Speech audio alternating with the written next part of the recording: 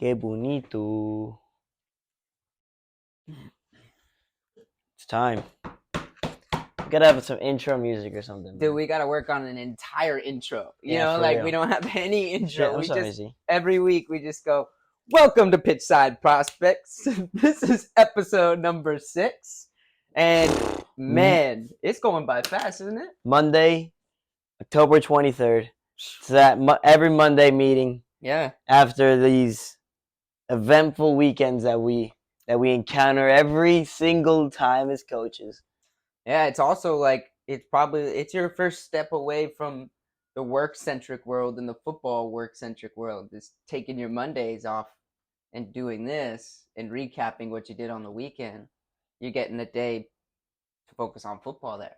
Yeah, and I actually liked how someone had referred to YouTube videos as like digital real estate, where like you're just putting yourself out there and this can accrue value over time based off of how much meat and quality and value you give in these. And I think we're doing really well on making sure that we're sticking to the point, we're getting value, and we're trying to make sure that the player is the one that benefits from this. And I wanted to bring this up first today in this podcast because over the weekends that we've been doing these and we've been uploading them up to YouTube and hopefully to Spotify and Apple Music, we've been getting compliments outside of the virtual realm that we are putting these up in real life. Yesterday at the game, And I just all my games. I just wanted to say that we appreciate that from you guys because that really means that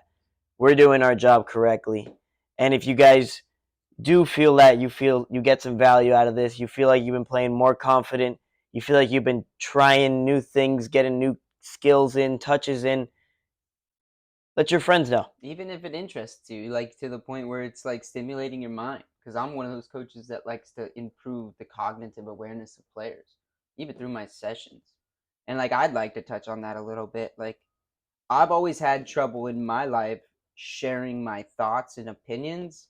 One, because whenever you're a young man, people tell you, you got to learn, you got to be whatever this environment is, you got to act the part. And then once you know, then you can start to lead and speak. Coaching is really an old man's game, and I started as a young man. And a lot of my environments, I had to be very sponge like and quiet, which is opposite to my nature to some extent. But it also creates a bit of like hesitation to speak your mind sometimes because you're not always sure about, like, as a young man and a young coach, about your beliefs and if they're rights or they're wrongs. And this is a new stage in my life where I'm like stepping into the water kind of in the dark and saying, well, I know this is what I believe now. I've been doing this long enough. And I'm going to risk putting it out there into the universe, to the world, to the players, to the coaches, to the clubs, and show this is who I am. But 5 years ago, no chance would I've ever had the strength, and I'm going to call it strength, to put myself out there like that.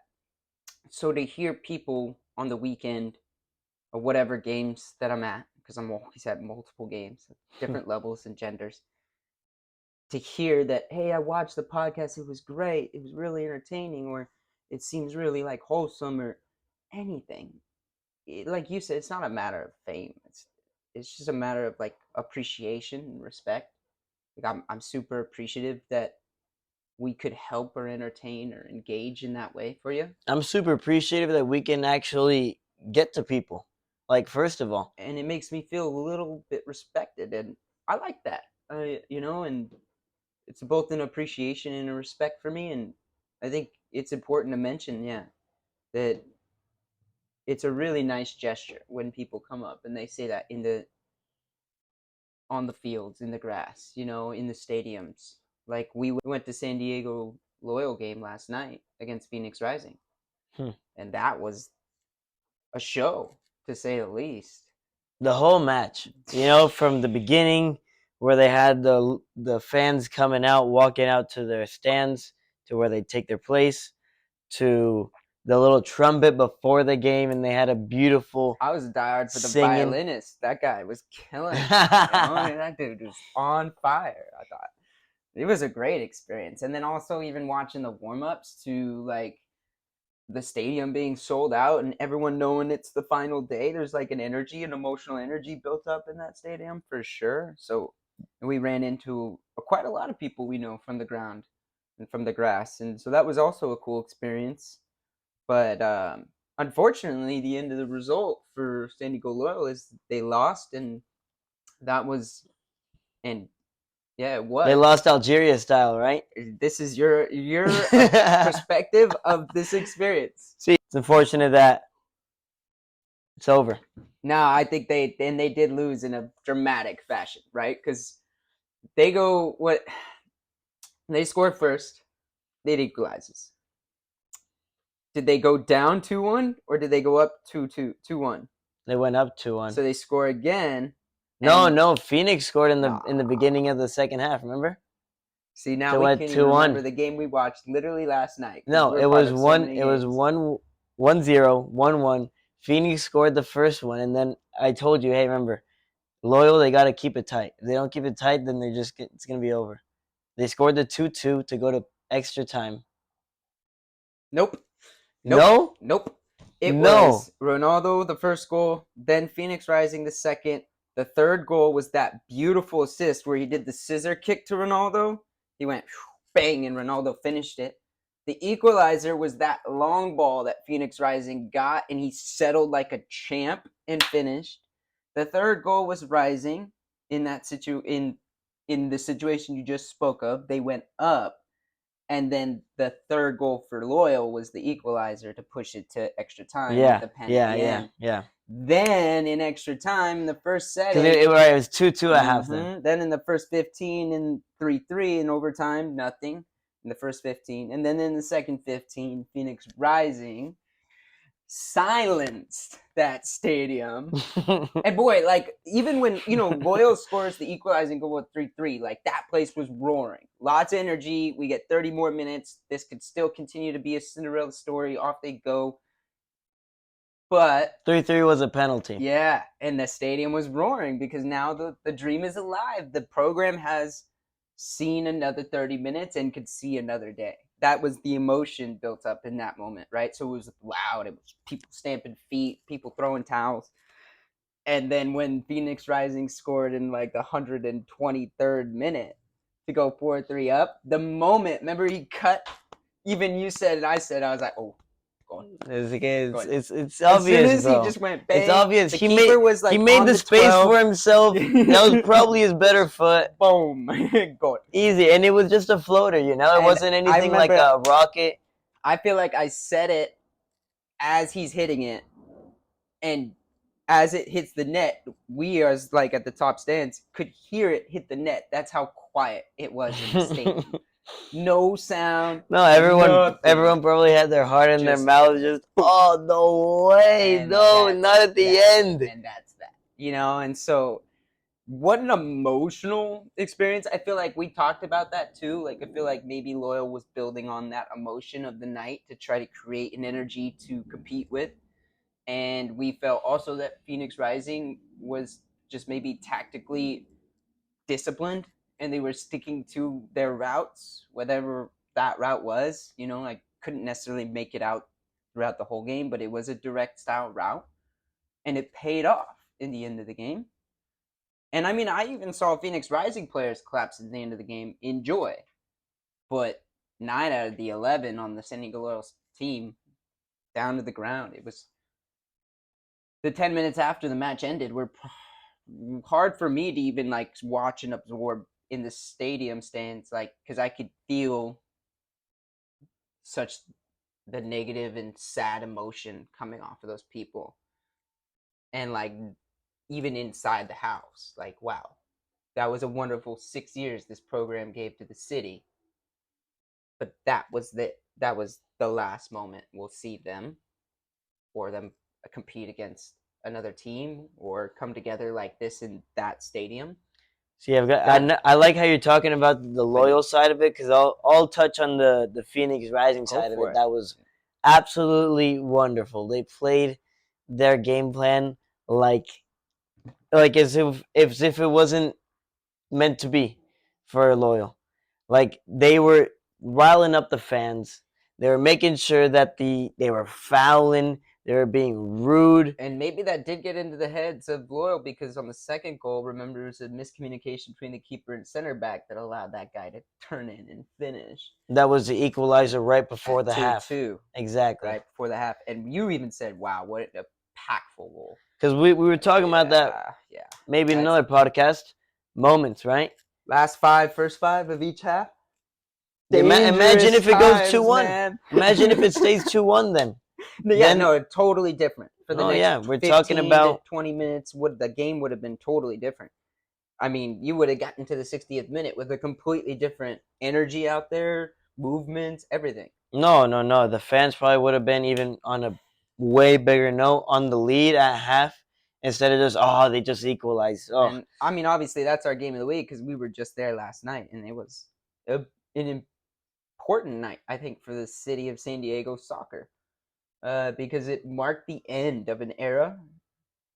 And right when the new era of SDFC has just came out. I know we've talked about the logo. Chapter and started the next one. I know we're talking about the this logo. This story is over, and here we go. And what's been the controversy around it besides it's not the best. I don't know, man. I listen to my heart, and I like it. So, although I've heard a lot of people say, "Oh, it's mid," which is something that the young people are saying nowadays. It has like total like sense. It's right. Like total Más sense. o menos, okay. Come see, come stop. But for me, I like it as like a badge because it is like geometrical. It fits. They didn't just go with we're in San Diego, it's the beach, the ocean kind of thing. Let's build off of that. Does it geometrical mean make it good? I like sacred geometry as a person. I think that it's built into the universe in many ways, both in like animals and humans and nature as a whole. So just posing the question to you, how do you feel about our logo then? I love our logo. Even if it's not. I think it is. It's just you got to finish it with the rest of your mind, And it came out of your mind as some random night. You just went up to the board and were like, what if it looked like this? And it was perfect. So like, you talk about just like not even necessarily sacred geometry, but geometrical and symmetrical shapes, and yins and yangs, that stuff. I'm a sucker for that stuff. Because although you believe that sometimes balance isn't a necessity and that you have to focus in order to create this great thing or become the number one athlete, when it comes to a lot of other aspects of life, balance is incredibly important. It creates stability. It creates moments to be able to breathe and moments to be able to grow and moments to be able to balance the other, And so in a lot of my life, I've followed a method of balance. Now, we talk about getting to the next level and competing at top level football. You're absolutely right. Balance goes out the window and everything is about football. I spend 12 hours a day focused on football, from body to mind to rehab to the works, so in life, balance is incredibly important. I think in brand awareness, I would like to bring a sense of like, okay, we come from two different opinions of when to use that balance and when not to, maybe, but it's an incredibly important part of life because when you have it, you're better every single day for it. Like, and that's a general statement, right? It's there's a lot of aspects of life and where balance can support you, I believe. So our logo comes from that. I like the sacred geometry emblem within the San Diego new badge. I think that it's fitting. Since we're talking about geometry, I gotta say that you want to know what I have noticed. What one of my favorite shapes are in the game. What's that? It's a really good one.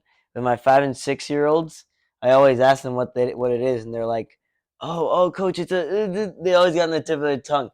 The trapezoid, my friend. It's a trapezoid. He says he wants them to do this thing. But think about it like this: if we're playing with a younger age group with a 77, I like to have the trapezoid inverted to where I have it to 2-3-1, and I get the width from going up and down with the wingers, and I have that defensive structure with the two back. So that's something that I've been trying to get them to understand. Obviously, with them being 6 years old, it's the learning curve is very very hard. Yeah. But And I got 9-year-olds, and I just gave them the 2-3-1 this weekend for the first time. It resulted in us scoring a lot more goals. It also resulted in us conceding a lot more goals. But it's because you have to be really structured. Yeah, And like and in the structure is beginning, hard to teach those kids. and in the beginning game Saturday, I literally just my kids are getting to the point where they're starting to understand positions very well, and that when you're in a position, you have a job, a role, and you must do it.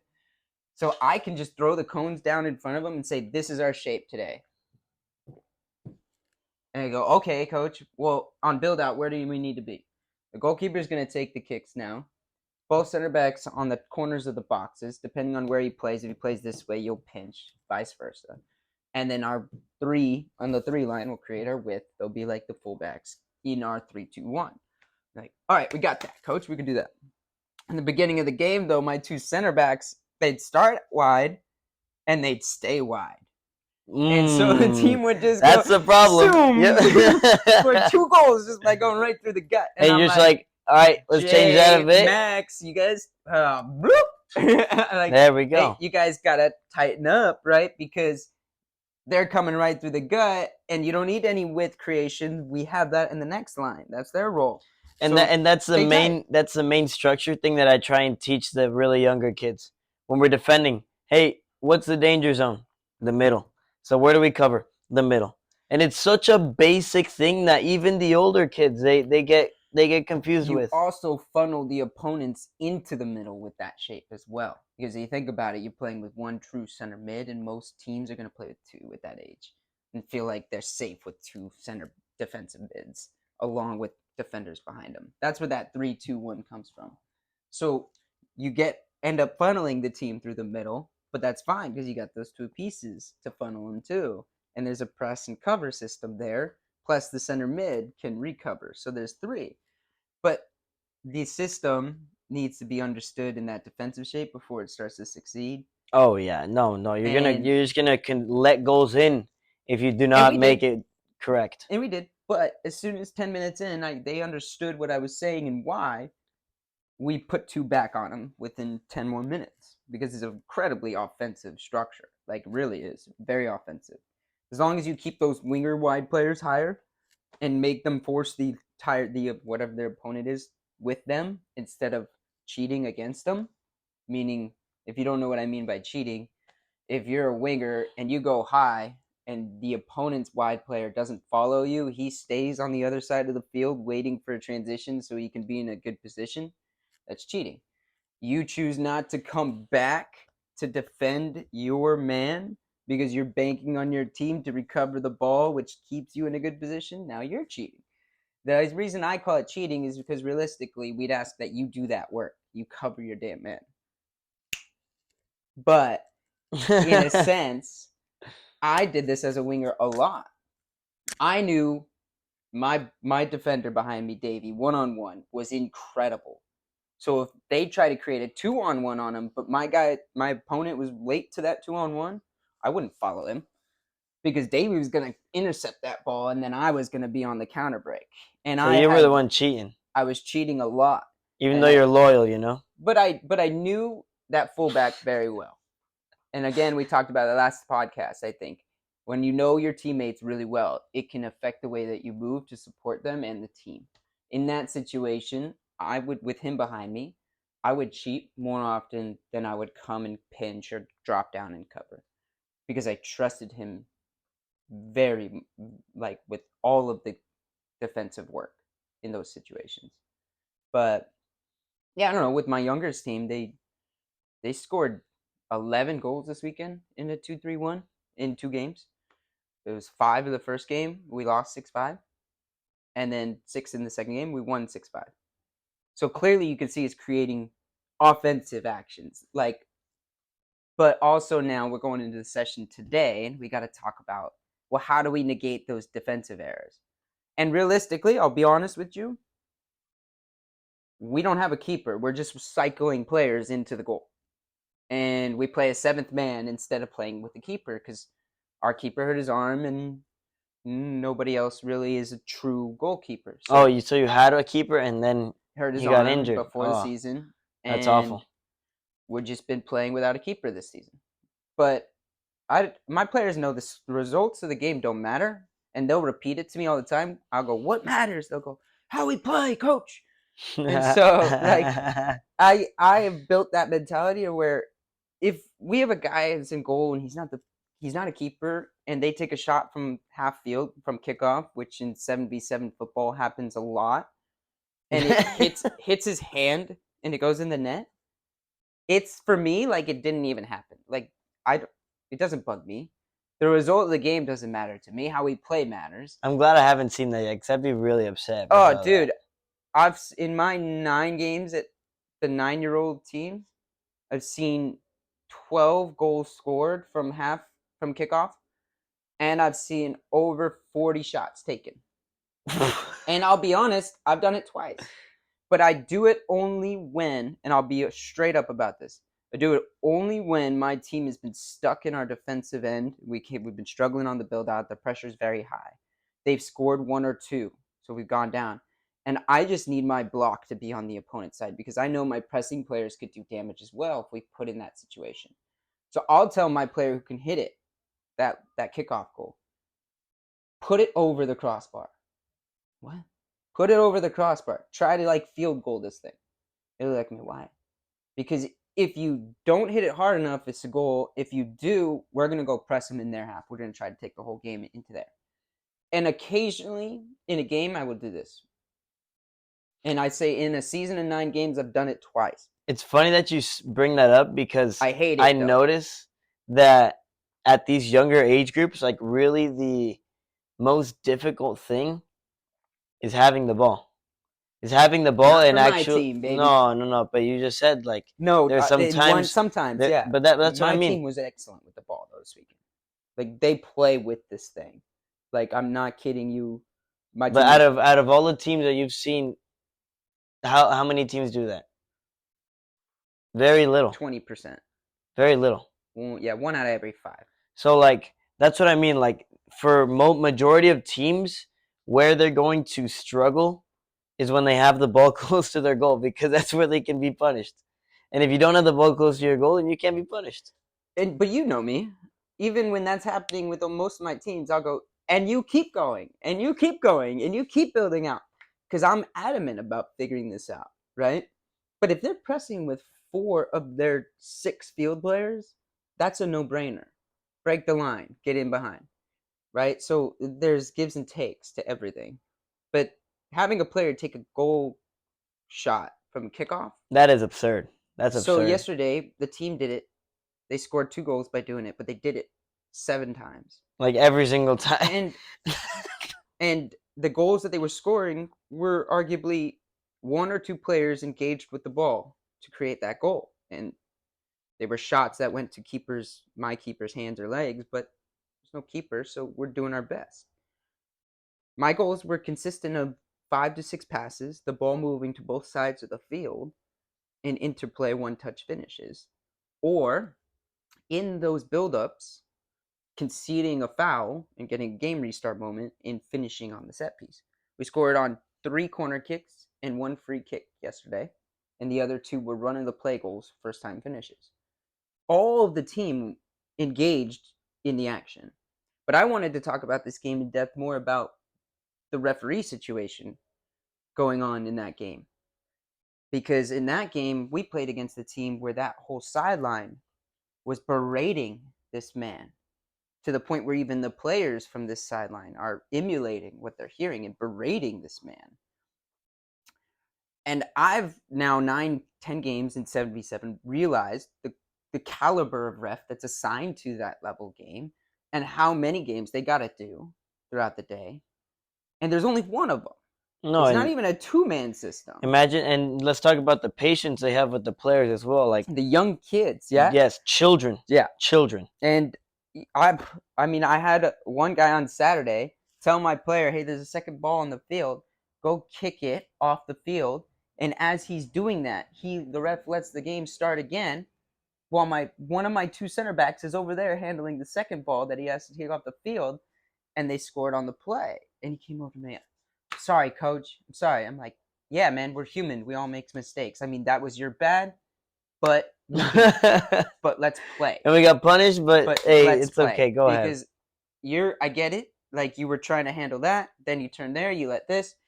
When the goal first went in, I said, ref, you got to pull that back. A player wasn't playing due to your instruction. Sorry, coach, I can't do that. It's a goal. He comes over to me. He's trying to justify his actions. Oh, he was slow on handling the ball.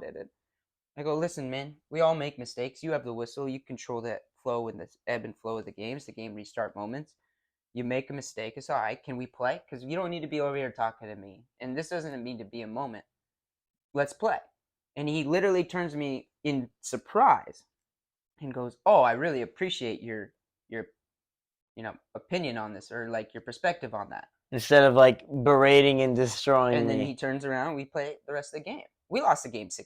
And I bet even I'm not after upset that, about I bet that. after that he had like the little like the calls.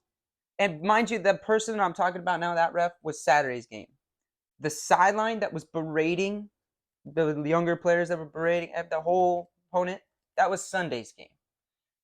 And arriving to that game, I had decided that previous to all of that, experiencing how they were going to act, I decided that I didn't want to say a lot to my team. I wanted to see if they could build upon yesterday's match themselves. They didn't talk a lot on Saturday, and I wanted them to start and have the conversation themselves Sunday. This also played into my favor because the other side was literally just screaming bloody murder in every which way. Parents to players, coach to ref, players to ref. And I want to make this a statement to my whole sideline, not just my players, not all the parents included, and maybe even the entire field, the other side as well. So I project to the entire environment, like, focus on what you can control. No talking back to the ref.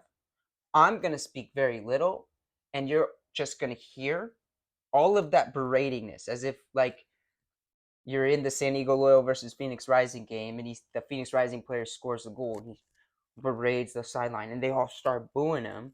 You're going to have to play with that sound, right? And I'm not going to try to compete with that sound, because that's, to me, the problem with the whole ref situations. The problem with raising players that berate refs. The problem with the parent education on how to treat that ref. And I always like the parent who yells at the ref who makes a bad call say something like, you're supposed to, or it is. But if you were to like look in the mirror in that moment, you're supposed to just support and not engage with the ref either. And so two wrongs don't make a right, right? And so we played the game. I said very little. My halftime came. I made adjustments to the group then and there, and I made them understand anybody who speaks to the ref or berates the ref or gives him any sense of disrespect will be here with me on the bench, because today we're going to play the game. And the only talk I want to hear is objective talk about how to win this game. That's it. And I sat there for 60 minutes and let them just raw, and let my team talk about it. The game. To get out of there with a success, the ref at a certain point, I guarantee you, was 20 minutes of that game giving us the ball for free. Blatant calls. Why? Because he's human. One side is berating, the other side is just praising their children. That's it. Oof. Praising their Supporting. not their professionals. No, their children, bro. And why do we need to talk about the game if the whole team's talking about the game? They're playing it. Right now, they're in full control of this thing. It's their match.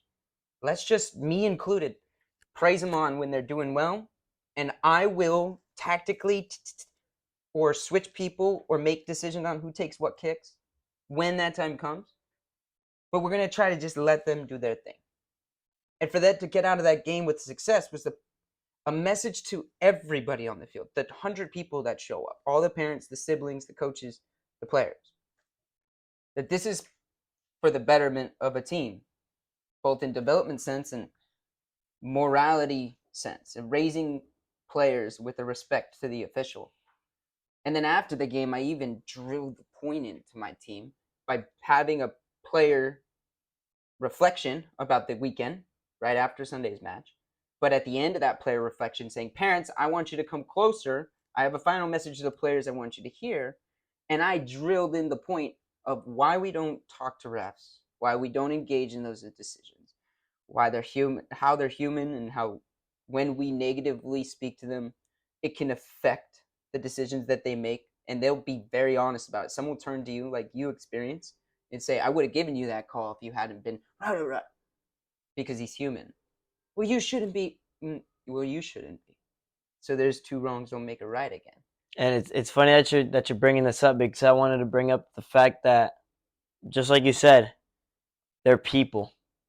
And they're people that you don't know what happened to them in the last 12, 24, 48 hours that could have made them feel XYZ way in this moment.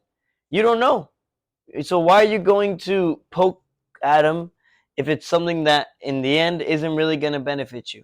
And I also learned this weekend that because they are people and because they have been brought up in different cultures and different experiences and different families, that they're all different and they all have their own way of perceiving the game.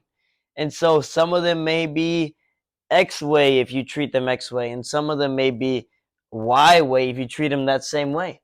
So it just depends on how can we as a coach understand who each referee is, to then try and get the best out of that referee in that situation. That is my perspective. That's your perspective now. And then when you get to my period in career, 10 years in, and I've only been in San Diego 2 years, but it happens right around 2 to 4 years, you start knowing the referees that are coming onto your ground. Like you've previously experienced them in games. Of course. I know names of a lot of refs actually now, even in this city. In Arizona, I've met a few that are here now. Like I've been coaching 10 years, so I have met a lot of these dudes that do it, and there's not a lot of dudes that do it. So it's an even more like small world. You run into people you've seen before. You get a gist of if they're strong with their calls or weak. But the best thing we talked about was like, why don't you just go and talk to the dude before the game? Have a small conversation. The way we do with the opponent's coach, we'll always go up to him and be like, hey, coach, how you doing? Good morning. Wish you luck. Like, you just going over there to say, pay her a little respect, but also get a vibe check. Who is this guy? Like, why wouldn't you do that with the ref? Like, it built a relationship with him. And then also, like, from there, the game starts. The first 10 minutes is like an analytical period, right? How does he handle 50-50s? Is he more stop and go? Is he flow? Is he vocal? Is he not? Does he explain? Does he accept questions? Those can all be pretty much figured out within the first 10 minutes, and it doesn't always have to be you opening your mouth to figure it out. The parents will do that for you. The opponent's coach will do that for you. The players will do that for you. The best thing you can do is, because then at 10, 15 minutes, you'll have a better understanding of how to interact with the human. Because all officials are officiating laws of the game. That's all the same. But they all view it differently, and also depending on the age group, they'll view the rules differently as well. Like younger, a little loose leaf, older, a little more serious. So no, and like let's say for the youngers, when I watch them play, I see people's shirts get pulled. I see stuff happen that they don't call, and like me being used to it as an older coach, I'm already asking for the foul there, because that's hindering my player. And in the olders, something like that. We saw the pen for Phoenix Rising last night that they got. He was about to hit that volley far post, and then someone just goes right on the shoulder. And it could have been light, but really he sold it well. Take him off balance, though, in my opinion, and he still tried to shoot it, and he like just gets a toe to get it to the near post. But the reality is he was about to full ankle lock volley that thing into the far post if he hadn't been ripped back. I think the ref was in a good position to make the call, and it should be a pen because his finishing ability was obstructed by a foul, and like that's one thing after that moment we talked about. It's like when you are, and this is my criticism of refs, just because when I do it, I run, but if you're a single ref, you gotta move. And that guy was in the right space at the right time to make that call. He was all the way in the He's box with a good perfectly in position vision. of the ball and both Perfectly. players. And you can see him at that caliber in a USL playoff game. They're probably covering roughly the same amount of miles the players are in that game. And it's funny You that know? it's funny that you bring this up, because I don't was like to just like call this talking out, but it happens. with You're a supposed to ref that run. I had ref 3 of my games yesterday in the same field, and he had been reffing for 4 games that day. So it was just brutal. He was done with it, and he was telling me that, you know, a lot of the people that are reffing here, so inexperienced, and they're just there for the paycheck, which is why they don't run. He said that he was center reffing one game where he had 2 assistant referees that did not know the game. So at the most that he could ask them was, "Hey, who'd the ball go off last?" Yeah. Like, "Oh, which side for the throw-in?" No offsides, no fouls, nothing that their job entails And the could more have been done important by one, them. obviously, being offsides, right? Because of their position on the field. And he And had to do how it on his own. impactful that role is to the game. So then imagine how the center ref has to deal with the situation and telling a coach when his AR lifts it up, when hardest job, he man. knows that that person is probably wrong Hard and job. he saw something differently. And he's really not going to be every time on the final line. On the final line. On Of the course final not. line. No Absolutely chance. no. No Absolutely, chance. probably in any time he was. Refs don't do that. They can't. They can't do it because players, the ball moves faster than the human body. And if the final line is like the critical junction and it's on the opposite ends of this large field, that's just not humanly possible. Which is why I know they stay central. But you're supposed to be moving into positions where everything is visible at each moment, and that requires a lot of movement. We don't necessarily see it at, you could say, at all the levels in youth football. But obviously, the higher the level of competition you climb, from flight 3s, 2s, 1s to MPLs to national leagues of EA and ECNL and MLS Next, it gets better as it gets higher, right? And the caliber of ref that you receive is more experienced, and the time they've logged is obviously more. So, like, of course, there's a space to always be somewhat critical of the ref. As a coach and players, you'll always experience a feeling or a thought, an opinion of just that. But I think it's really important that you understand that that's a loveless job, and that as soon as you actually ref a game that's competitive and you experience what that's like to have to both move, make the decisions, hear the berating, and continue to be objective minded and non-biased, you shouldn't be jumping down the throat of any other ref because you haven't experienced it. And it's tough, man. Like, I'm a person that likes to have people like me. You know, coaching is part of building a positive reputation. In that role, no chance. One side will hate you. Sometimes both sides will hate you. You leave the Most of the time, both sides will hate you. Friends. Most of the time. And I guess it's just part of the role. It's a loveless job, and it deserves so much more respect than it's currently receiving in Southern California, at least, I can say, because that's where I'm firsthand on the ground in the grass and hearing these interactions. Well, you know what's funny? In Spain, I remember the parents of the Spanish teams were not berating the referees. Their own kids. Their own kids. Yeah. And hey, that's a cultural difference. There, it's okay, and I think it creates a positive pressure for the players, and it's a cultural difference. But at least they're not like, hitting the official. Because if they hit the official, they'd probably hit him super hard. They'd probably send them out right away, or it would probably just. They'd probably get red carded really quickly. Something that I found incredible in Spain was when we were at the Costa Dorada Cup.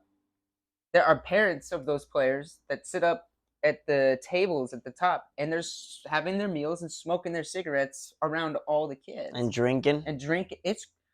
It's a completely different environment in the sense that is accepted.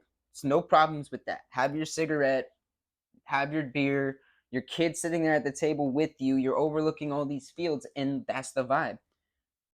In my opinion, I thought it was pretty cool, but I also remember saying, like, hey, that's something you would never see in America, and there's a No, that does not massive slide. That does not cultural slide. difference in those two environments. No, and then let's talk about another culture, Argentina, where I have one of my younger players. His parents are from Argentina, and they're culturally Argentinian. So his dad comes out to watch his son play, and he's got the mate coming out, making it handmade, and this other guy's going, "Yo, is that the yerba mate?" And he's like, Mm-hmm. "Esto la Yeah, yerba no, mate, you're esto es la about mate." And then he gets out his gourd and just starts shaking it this up, is the and real mate. I'm just like, dude, this guy is like, this is literally like football in its pure essence, bro. People enjoying it with other people, getting to know each other as a community, and competing. That is football's essence, Competing. actually. Is different in cultural groups, and people of all kinds come together to compete over the love of this game. And it's a world sport. I think there's only one country right now that doesn't have a team officially through FIFA, and they're working on getting their team. Yeah, yeah. So, like, it's the world sport, and I've been in different countries, in different states, in different places, where I could jump onto a field of people playing who don't speak my language, but I can speak football with them Dude, for we 2 played hours. we played with a little It's so kid much fun. in Barcelona on the random streets like Oh at night. yeah, yeah, that That was was so much insane. fun. Like, and he was like understanding, even though he may have only spoken Catalan. Right. Like And this kid I understood could like only speak dribble, English, and dribble, you're dribble. speaking Spanish, so there's three languages in a sense going on. But for 25, 30 minutes, there we are, just, oh, take him on. Oh, let's play one touch pass. Oh, chip over the top. Oh, off the wall. Dude, that's the life, man. I thought that's football. That's its cultural importance. It brings people together over the shared love of the ball, the game. Remember, we talked about it last night. Humans are relatively simple creatures.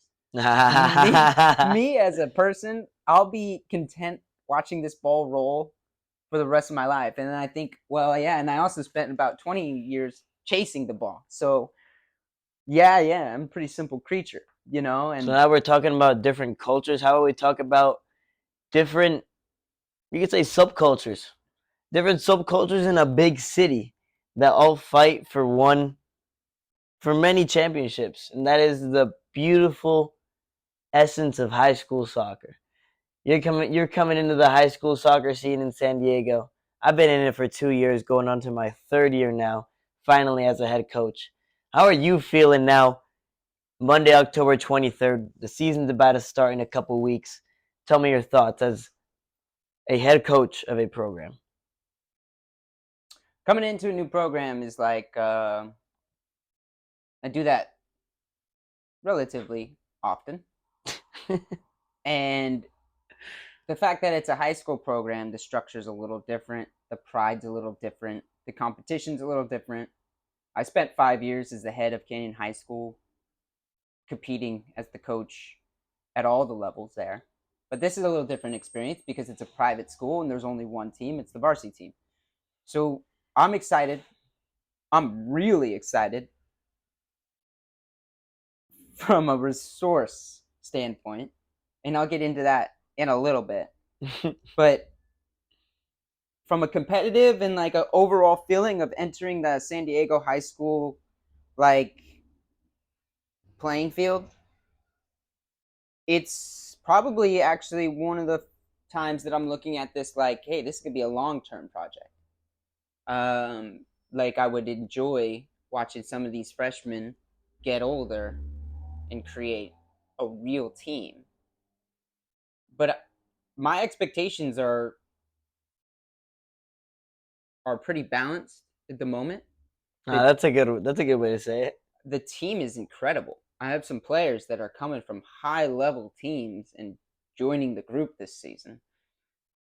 There's also like a good amount of kids in the group. And I think that they've already built a camaraderie that's probably been in the works for years. Some seniors, juniors, sophomores, traditions like freshmen take goals and get watering. I'm going to come in and change all of that. I was not expecting that. That came from left field, bro.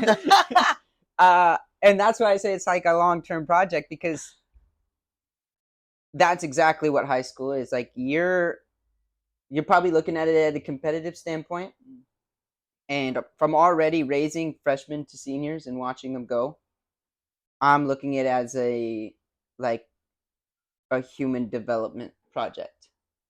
And that's a lot more long term than just the immediate season in front of me. I've told you before, in LA, when I coached that high school, I got 9 months with those boys, and 6 of those months was 5 days a week. This system is incredibly different. We'll be done with season, and we haven't even started yet. It's October 23rd, in 4 months.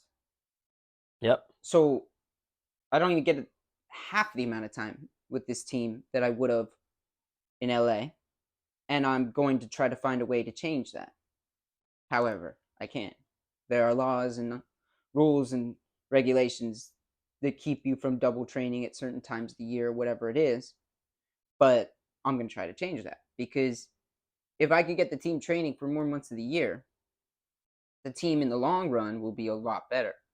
And the impact that I'll have in the group isn't going to be immediate. But bam, this season we're flying. That impact's going to have to come from the players who have already been a part of this program and the ones that are coming to join us to make it a success. And it'll be my job to slowly but forcefully change the way that they work with one another. Because I can see some groups, cliques, I can see some berating and maybe negative comments that create a distrust. And I mean, this will go into a later question that we'll talk about, but how do you build a team? Is by not allowing any of that stuff to take place. And so, talk about the pyramid of power. I'm going to be spending the next month putting a pyramid of power in place. And who sits at the top is me. And then it'll be a lot of ego work from that point down. Like, I've done my ego work. I sit at the top for a reason. It's all the experience that I've had in football, not just placing myself there willy-nilly. But then I have to choose who sits right below me and who's going to emulate my message really well. It follows the way that I feel this team should communicate, operate, play, behave, train, take care of their resources, all that. And then the rest fall beneath them. And if you don't fall in line to the pyramid of power, I'm pretty cutthroat. Even if you're a baller senior and you're impactful to the results of the match, you know me, results don't really matter all that much. How my team emulates themselves as a team matters more. And I'll literally say, hey, the freshman who can ball is probably a better choice for me right now because he follows the pyramid of power. And if this is a And he's long-term long term. project for me, Long term. he gets a lot more worth out of this situation. Both of us do. So if you want to be that impact player, you got to fall in line. If you want to be a leader of that group, you got to understand who I am and formulate a way to project that message as well.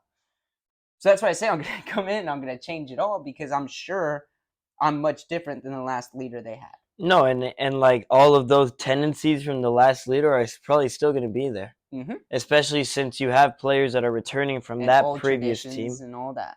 And so I got to break it. And I will. And so, yeah, I'm excited for it. But I'll tell you the thing I'm most excited about, and mind you, I was at Barcelona Residency Academy. I don't think much comes close to the equipment room that they had there and the goals and everything we had out there. It's as professional as it could ever be. But this is just that in a smaller form. All right, let's get the breakdown. Let's see.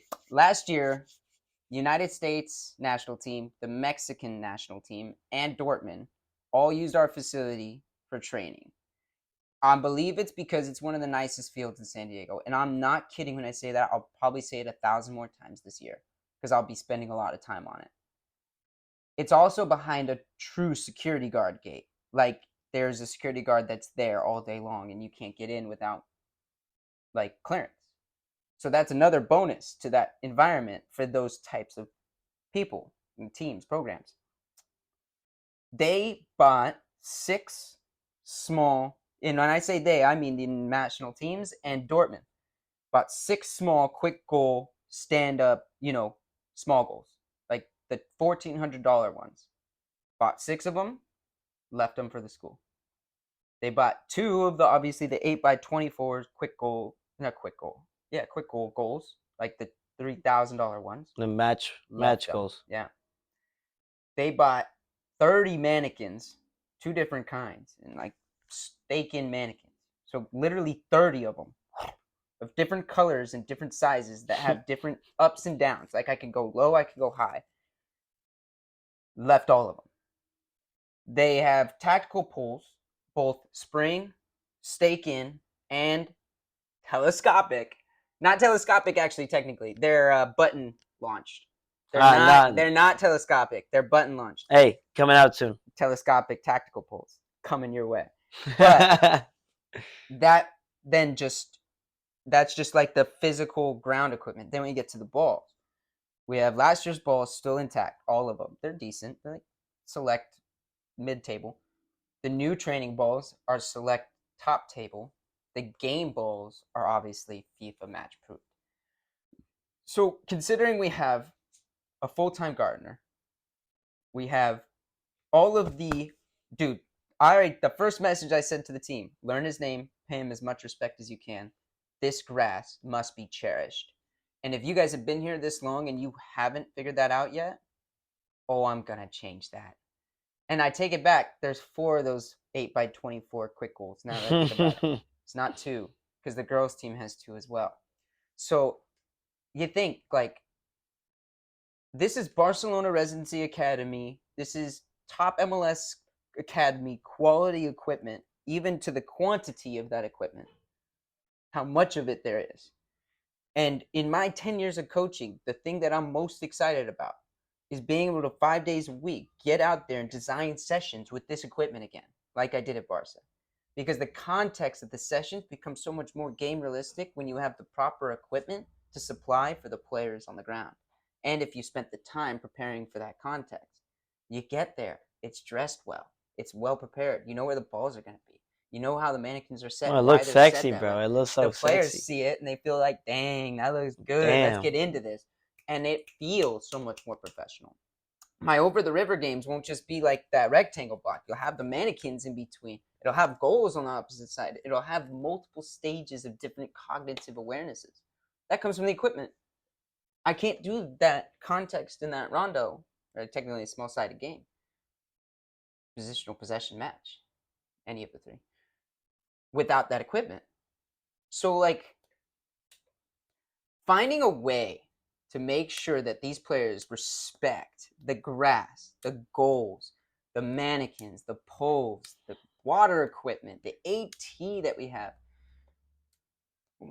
You should give him nothing and then like work up to it. Should I just cones? And then you can't use it all. Can't use the goals. Imagine. Can't use the poles. Can't use the mannequins. We'll use the balls and we'll use the cones for 1 week and see what they do, because that'd be very interesting if you did that. I've been told and I've noticed through their traditions that maybe there is a lack of respect of the equipment. And when I come in, I feel like that's one of my first changes of the group, because I'm over the moon. Like, I'm looking at this field, the gear, the equipment, all of this, and like, I'm going to get to design 200 sessions in the next 4 months with this stuff. And this is the stuff that the national team is using. This is the stuff both Mexico and USA national team are using. This is stuff Dortmund comes and goes, this is what we need to train. They have money enough to go buy it and leave it, because assumably they're coming back. Or they got that connect with quick goal. Yeah, either way, I'm winning, because now when they come back, if they come back, I'll be able to get into those closed door sessions. I like that you on the campus. I like that you brought that up. That's the first thing that you're going to nail home is the respect, because I maybe to my horn a little bit. I am saying that I've been so much time spent on preparing for the season and preparing for how my training sessions want to look like in a periodization sense.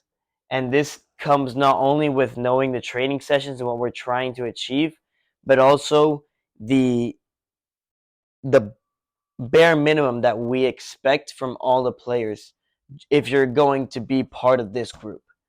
And me and my assistant coach, we've been meeting up and we've been going through, oh, you know what? If you're late to a game or if you're late to anything, X punishment, if whatever, whatever, whatever. But then we went through all this list and I said, you know what's number one above all these things? Respect. If we can have that above everything else, not only for ourselves, for our teammates, for the staff, for where we are, but for the other team. If we can do that, at the end of the day, shake hands. Great season, boys. Respect for the opponents, respect for your parents, respect for each other, respect for the team. That's that moment at the end of each game. Hey, let's go shake their hands or let's chant their name. Let's pay them a little clap, then turn around and pay our parents the same. That goes above all else. Respect is key. And that's where I start like by saying, yeah, this high school season is going to be really fun. It's a brand new team. It's a lot of new players. They're good. The methods on how we operate as a team will change based on under my belief of the pyramid of power, and that is a long-term project, not a short-term project, because we only get this condensed amount of time to spend together. And I don't think that I'm like come into a team like Messiah and change it like that. Last season, it took me with the '07 7 months to get them there, right? So these things take time, and you start with morals, you start with values, you start with accountability, you start with respect, you start with those important things on how we need to interact with each other, how we need to treat this stuff, how when I'm not around, you must treat each other.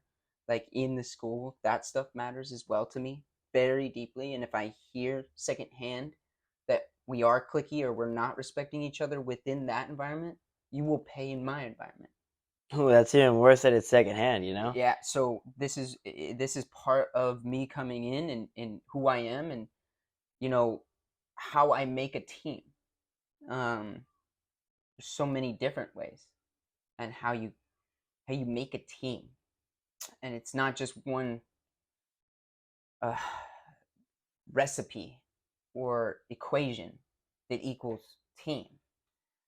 As a coach, I would say in every single contextual drill and session that we come together, there are 3 or 4 different ways that I'm trying to subliminally attach the essence of what a team is, but not always subliminally. Sometimes it's directly said. So it comes in the form of social effective games and getting into detail of like small games like Storm or Capture the Flag or little header games like Competition, but picking players that maybe don't always work so well together and forcing them to Oh, pair that's a, up. that's a good one. That's always a good one. And there's this conversations that are more direct where it's like, hey, I heard that in this situation you spoke to this player like that. Is a common theme. If it continues to happen, you'll be here with me. He'll start to get those opportunities. So you sometimes use force to create a sense of the team and what is accepted and what's not. There's games like competitive small-sided games that add into one competition, and you build those teams to start creating that sense of camaraderie, and then you rip those teams apart and you place them on other ones, and so they have to continuously do that with different people. Building a team comes from, again, like you just said, respect. Are you paying everybody around you, the coach and your peers, teammates, the respect that they deserve as people? Are you doing what you're expected of within that environment to earn your own respect from those people? And that's the accountability. And when things aren't happening the way that they should be, how are they being addressed? Is it like a tyranny as the coach is coming down with the hammer, or is it a conversation? Because one of my key points of building a team is being one of the most communicative coaches that I know. I speak more than maybe I should. I ask my players where they're at. I'm constantly picking their brains about how are you feeling, what's going on. I've seen these behaviors. It's creating an animosity with this person or this group. We need to talk about these things, or else you're going to be stuck on the bench with your animosity, and I'm going to go forward with a team that can work together. Because I say together, that's another subliminal message that I put into people's brains a lot. I say together more than any other word, or I try to at least. It's one of my most used words on the field, and I do that to create this subliminal message of always everything must be done together. We attack together, we defend together, we play together, we train together, we eat together, we walk off the field together, we clean up our gear together, we do everything together. It's funny that you bring that up because that just reminds me about our first ever podcast when you said that your captain would sleep right next to you with his feet right up on your face. Mickey, And bro. I'm like, dude, you guys do absolutely whatever under the sun, whatever in the moonlight, it's together. And that manifests into the match. 100%. I can't explain how, but I know when I see it. It's funny because And I was that's the also most watching magical thing. the Germany national team little documentary that they did, All or Nothing, when they were in the World Cup. And Hansi Flick is talking all about alle gemeinsam, alle gemeinsam, alle gemeinsam, and it's doing everything like you just said. It's about the togetherness. It's about the brotherhood. If someone is not part of the group, then they are not allowed to. They're not letting the group flourish because they're not letting all the members of the group be one together. And now we'll talk about another thing of togetherness, which is what Pep has said, and I've said many times, and you have asked the question of, like, what do you do with a player who doesn't want to be there? You let them go. Because you don't want anybody who doesn't want to be in that environment stay. It creates a toxic poison that spreads. And realistically, we're all there to enjoy ourselves, right? So if you're not coming to enjoy yourself, it's the foundation of everything that we do, and this isn't an enjoyable experience for you, that energy will transmit into the group during training, and that's a negative effect for the entire group. 100%. And so the best thing for you to do as a coach or a player in that situation is to let that young man move on, or to choose to move on to a group that you feel you would enjoy more, because then you'll flourish more, the people around you will flourish more. That's another essence of team building, is being able to know when to let go.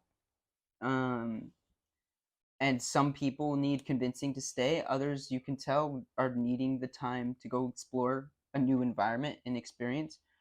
And I'm not a pressing force against what people want. I'm accepting of what people want. And then I try to formulate a group full of people that want to be with me and in this ground. Because then all those accountability things that you expect of your players, like being 15 minutes early and activation started by the time my first session is done, so I can turn around and we can start the second, and that all gets done by themselves. Because the care for the group and the team success, and everybody's on the same page about the shared goals they're trying to accomplish, is there. It's prevalent. I don't have to spend time and energy recreating that notion. They have it. And that comes from the camaraderie that's built from a team that's together. The accountability, the respect, and sometimes chopping off some of the people, or sending off, or letting them go. The people, any of those three, breaking up with them. By the way, those are 3 experiences as a coach you'll have to experience: chopping off, letting them go, pushing them on. You'll have to do that at some stage, at any stage, with your players. So you have to make those decisions on the benefit of with the focus of the benefit of the team as a whole. And yeah, I mean, like I said at the beginning, there are many, many aspects of making a team a team. Spending time outside of soccer and schooling activities, extra time as a group, a whole group, not 5 or 6 and 7 and leaving that guy out. Not in the cliques. Not in the clique. A whole group. Let's go here. Let's go to the beach. Let's go.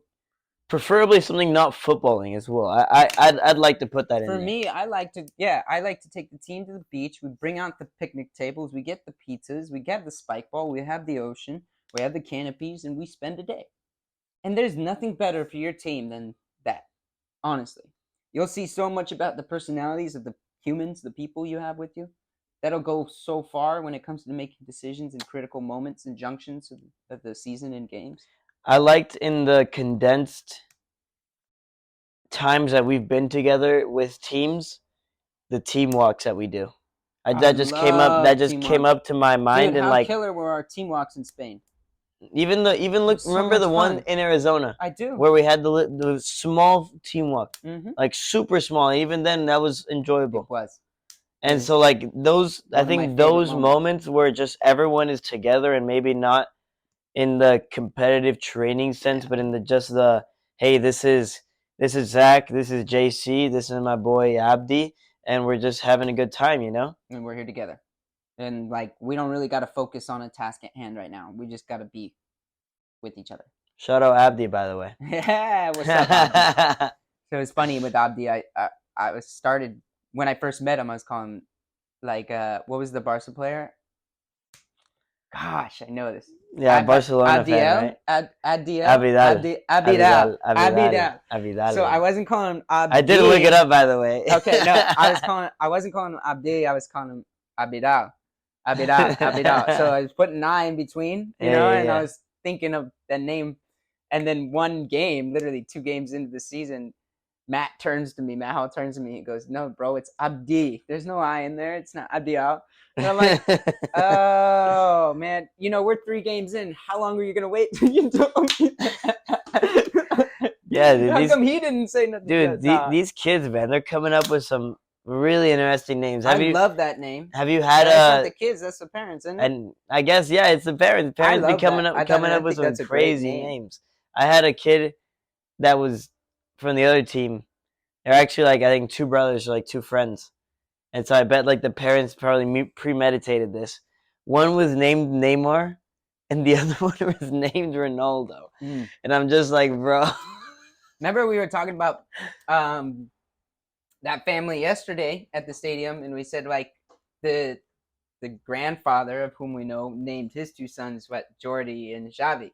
And we're thinking to ourselves, like, hey, like that's some common Spain names right there. Like, and if you're ever named Xavi, like, you just end up being a footballer, don't you? Like naturally.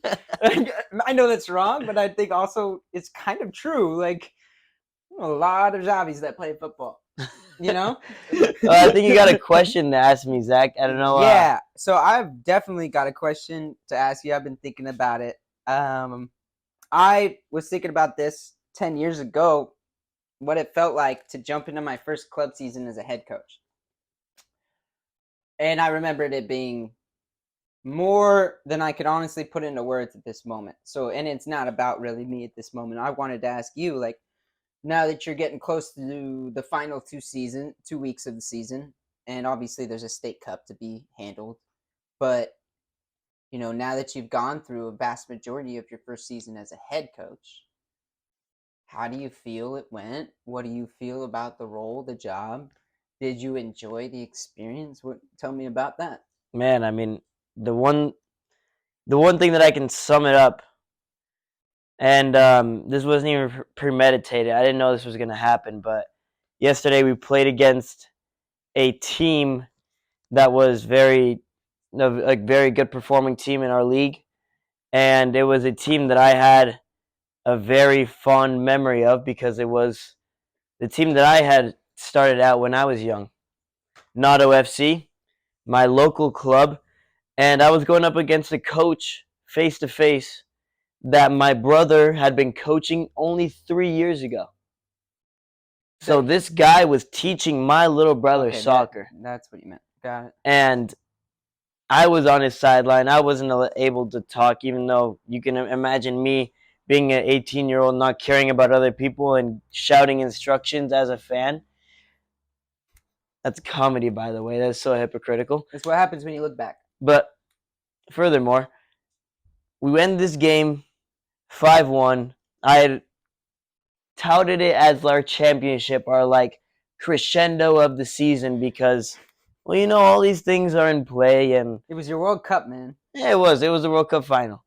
And going back to why I started talking about this, at the end of the game, my captain actually, that I had given him the armband right before the game started.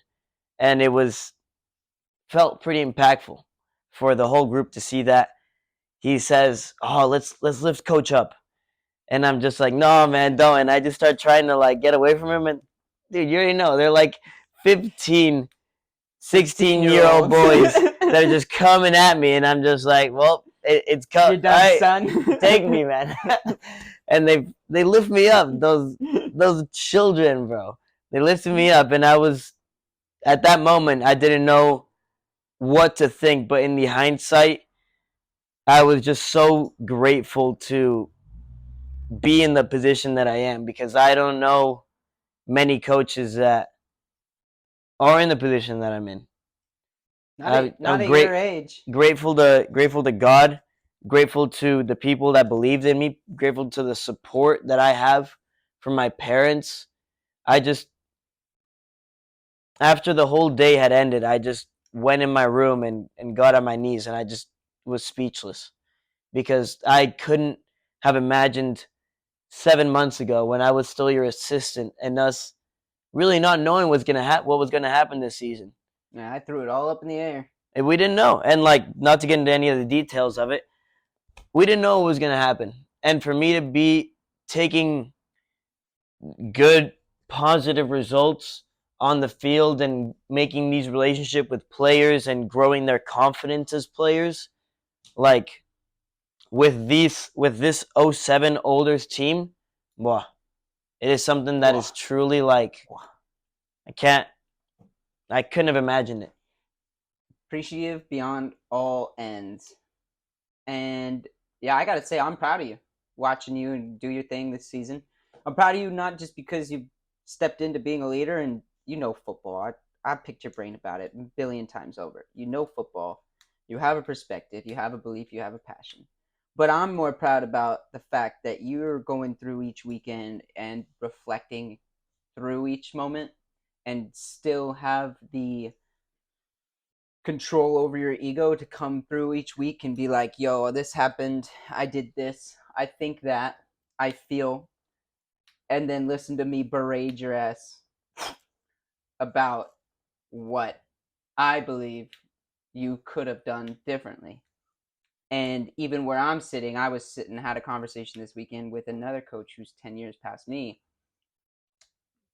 And the conversation we were talking was that common conversation of, as a coach, you're never done learning. And so I'm proud of you, because to see you go through that reflection process continuously through the season and treat each moment with as much care as you can based on the structure of what you're doing in the club that you're at, you know, is something to be very proud of, both for yourself, and then I'm proud of you, because I know when I jumped into the game, it could be really challenging to manage so many different people and things going on, and your personal life as well, including the work that you have outside of football and your personal life as a young man, being 22 now. Right? So, Yeah. balancing my personal life at that stage was my hardest junction. But since I had just left college, I had gotten a real lesson about it. From 22 to 28, I was good on point. A little bit earlier than that, I had lost maybe a bit of my accountability and focus.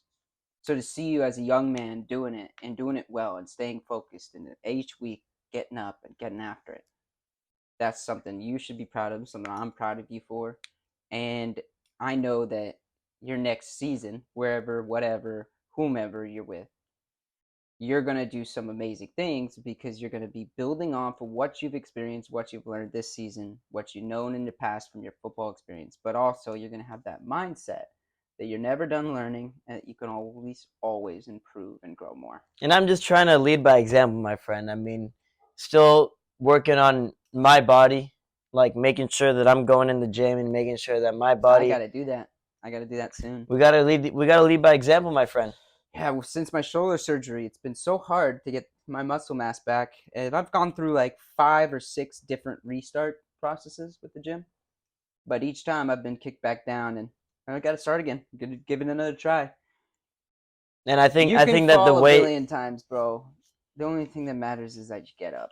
and I think that's how we as coaches have to live our lives. We can't say something and then be against it.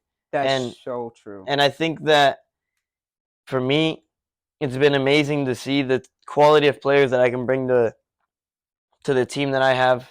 Like I have players from other teams watching my team play, and they're saying, "How is this kid that is clearly not supposed to be at this level on this guy's team?" And the only thing I gotta say is, got that pull. He enjoys it.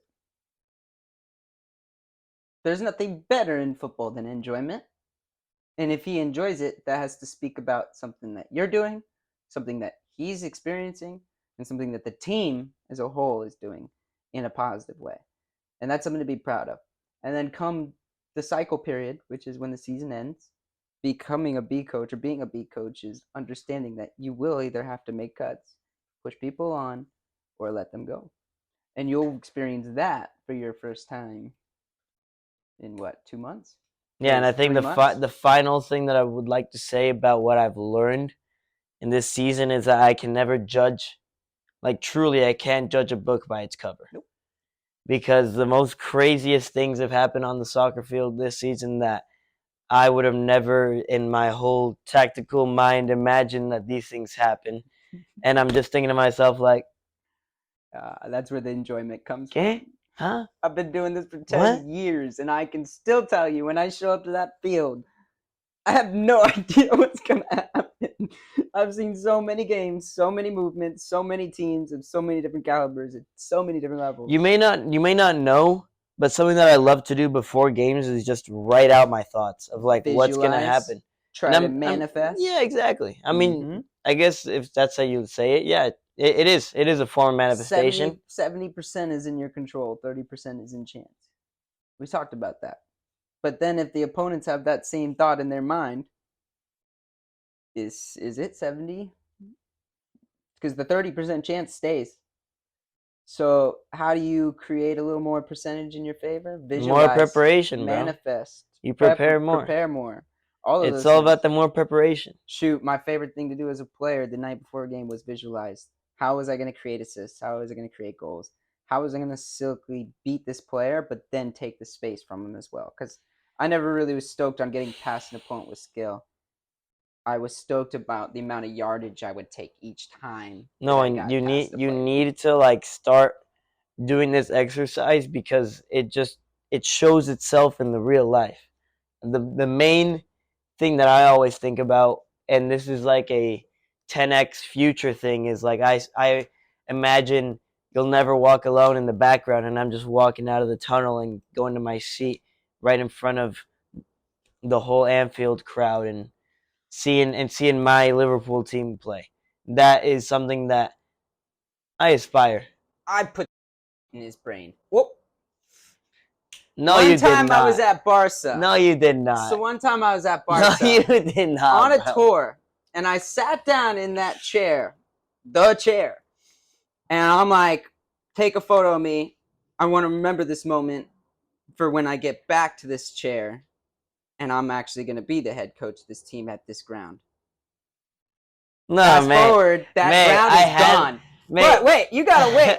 Because then I go up the stairs and Jose's chomping at the bits. He's so ready to rip me apart. He's like, oh, I'm gonna make so much fun of this guy.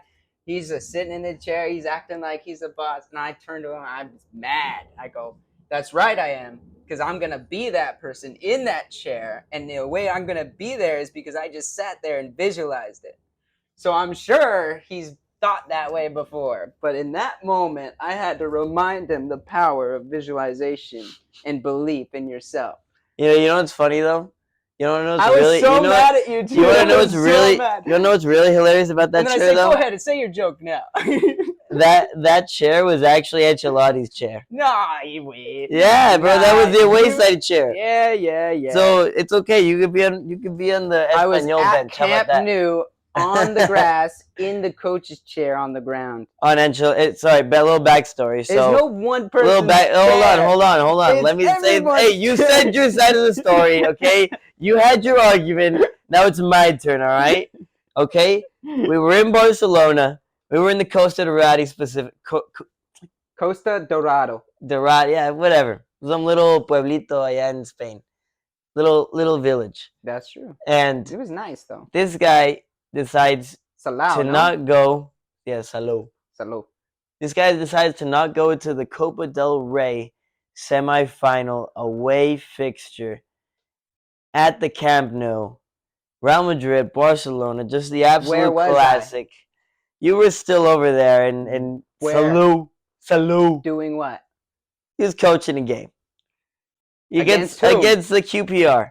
But I went to go watch the Real Madrid, and My they had assistant. lost 2 times in a row to Barcelona, and I was thinking to myself, there's no way they lose 3 times. And it's impossible. They can't.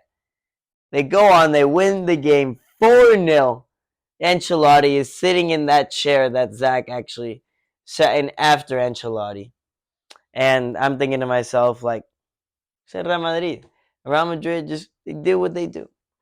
And I was so grateful to be able to watch that game and watch my team because I had thought about that moment for so long, and it is one of the moments that I feel like all footballers dream of, going to watch their favorite team against their rivals, against the odds, get out the win, celebrate in front of the whole stadium when it's quiet now because they just lost. It's all I could ask for. It's all I could ask for. The power of visualization is important. And Real Madrid kicked our butt that day, but I still believe that you have this belief that turns into a becoming through the act of doing. And I'll explain that by before you can do and become, you must think and be. And that is the power of visualization and manifestation.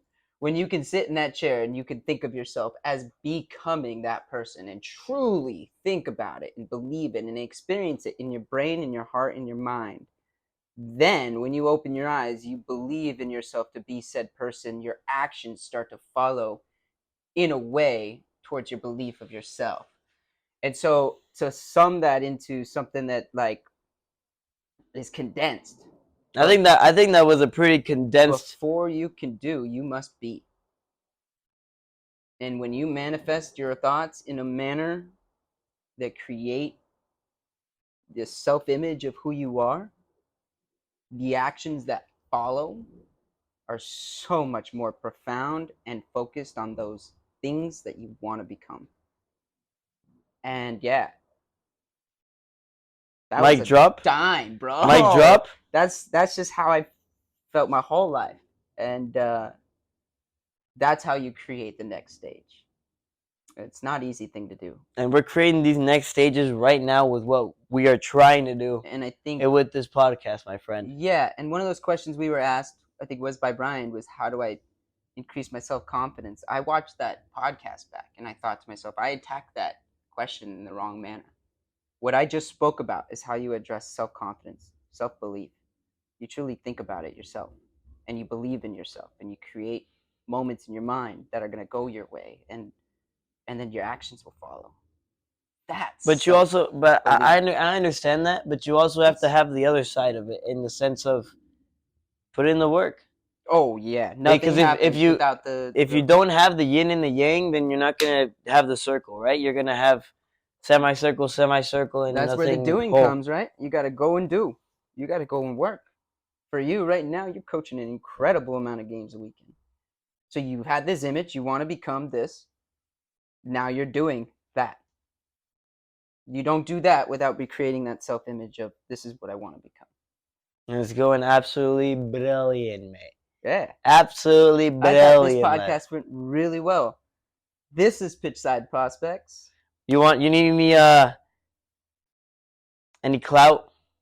Where's your Instagram at? So my personal account is ZJ Kaizen. You can always follow it. I post stuff quite often.